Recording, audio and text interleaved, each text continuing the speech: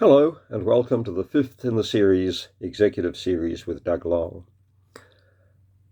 Over the last 4 sessions, we have spent time looking at Tero Karppinen's concept of vision into action, which starts by determining what we want an organization to look like some years in the future, and then setting in place the process that will optimize the probability of that vision being realized.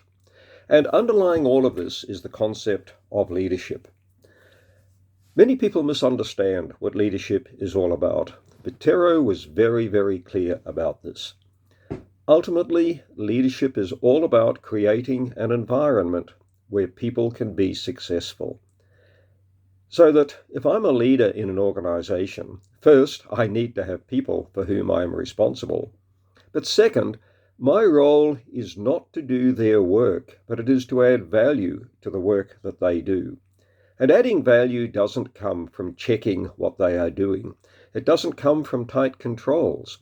It comes from setting the parameters within which people can work and letting them know the degrees of freedom that they have got in order to achieve the results required. Then, as the leader, asking them what I need to do so that they can be successful. So my role as a leader is to take the blockages out that are stopping them or hindering their performance. This is what Tero sought to do in the vision into action concept. The first thing he was concentrating on was looking at the issue of alignment. Is there a clear line right down from what the organization seeks to achieve through to what we are asking individuals to do?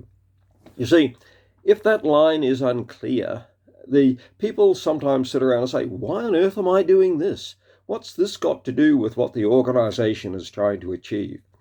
And if that's happening, then the leadership is failing, because we need to be very clear. And so, as Tero said, we start with the vision. We then look at objectives.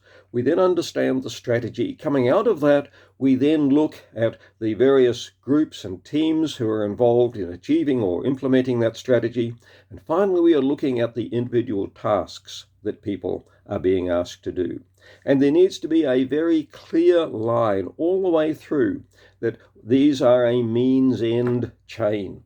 That what I'm doing as an individual is helping my team. What my team is doing is helping achieve or implement the strategy. What the strategy is doing is providing the path to achieve the objectives, and by achieving the objectives, we achieve the ultimate vision. But on the other side is recognizing the need for commitment instead of instrumental compliance. Instrumental compliance says, I'll do what I'm asked to do if I fear that I could be punished if I don't, or if I feel I'm being watched. But commitment says, I'll be doing it anyway because I believe in what the organization is trying to achieve. And I also trust and respect the leaders that I have got. And so when we look at that and we come down, we recognize that ultimately leadership is about influencing culture, the culture of the organization, moving it away from a place where people are doing what they have to or doing what they're asked because they feel they have to, through to people who are doing what they're asked because they trust the leader, they trust the organization, and they believe in what the organization is seeking to achieve. Is that the case in your organization? You as a leader, are you creating the right environment for your people? Are you engendering trust, respect, and rapport with your people? Or are you someone who is in competition with your people?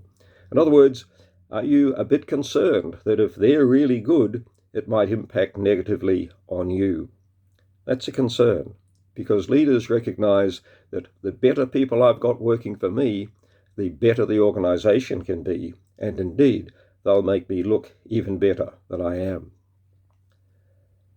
Vision into action, a powerful tool for moving organizations forward and for achieving desired results. Thank you, and look forward to seeing you again sometime. Bye.